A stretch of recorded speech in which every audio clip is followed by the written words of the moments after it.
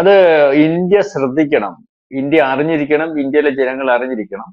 എൻ്റെ പഠനത്തിൽ നിന്നും എനിക്ക് മനസ്സിലാവുന്നത് പാകിസ്ഥാനിലെ ആണവ കേന്ദ്രങ്ങൾക്ക് സുരക്ഷ ഒരുക്കുന്നത് അല്ലെങ്കിൽ അത് സംരക്ഷിക്കുന്നത് അമേരിക്കയാണ്.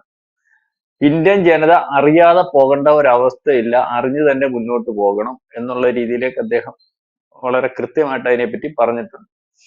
അതായത് ഇത് ഈ ഇന്ത്യ മഹാരാജ്യത്ത് ആണവായുധം ഉണ്ടായിരുന്നു, അല്ലെങ്കിൽ നമ്മുടെ ഇന്ദിരാഗാന്ധിയുടെ കാലത്താണല്ലോ 74 തോന്നുന്നു ആദ്യത്തെ ആണവ പരീക്ഷണം ബുദ്ധഞ്ചിരിക്കുന്നു, അല്ലെങ്കിൽ നമ്മൾ സമാധാനത്തിന് വേണ്ടി ആണവായുധ പരീക്ഷണം നടത്തി എന്നൊക്കെ പറഞ്ഞിട്ട് അതിന്റെ തുടർച്ചയെന്നോളം വാജ്പേയിയുടെ കാലത്ത് അതിന് വിപുലീകരണം ഉണ്ടായി. ഇപ്പം ആണവായുധം ലോകത്തിലെ മറ്റു രാജ്യങ്ങളുടെ കൂട്ട് അല്ലെങ്കിൽ നല്ല രീതിയിൽ ആണവായുധം ഉണ്ട്.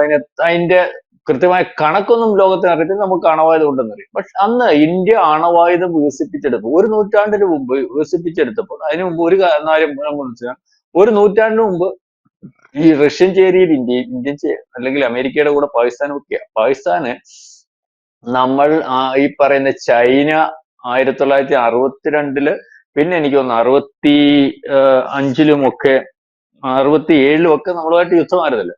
ഈ യുദ്ധത്തിന് ശേഷം പാകിസ്ഥാൻ ആണവായുധം വികസിപ്പിച്ചെടുത്തതിന് ശേഷമാണ് നമ്മൾ അതിനെപ്പറ്റി ആലോചിക്കുന്നത്. ഒരുപക്ഷെ 74 ആദ്യത്തെ ആണവ പരീക്ഷണം നടത്തുന്നത് വാജ്പേയിയുടെ കാലത്ത് ഈ ആണവായുധങ്ങളുടെ പരീക്ഷണം ലോക ചർച്ച ചെയ്യുന്ന ഒരവസ്ഥയിലേക്കും അത് നല്ല വിപുലീകരിച്ച് മുന്നോട്ട് പോകുന്ന ഒരവസ്ഥയിലേക്കൊക്കെ ഉണ്ടായി.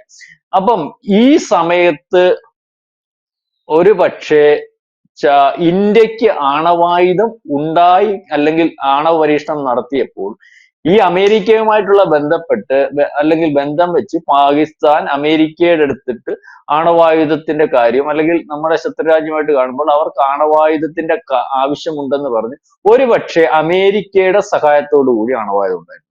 കൂടുതൽ വാർത്തകളും വിശേഷങ്ങളും നിങ്ങളിലേക്ക് എത്താൻ ABC മലയാളം സബ്സ്ക്രൈബ് ചെയ്യുക, ബെൽബട്ടനും അമർത്തുക.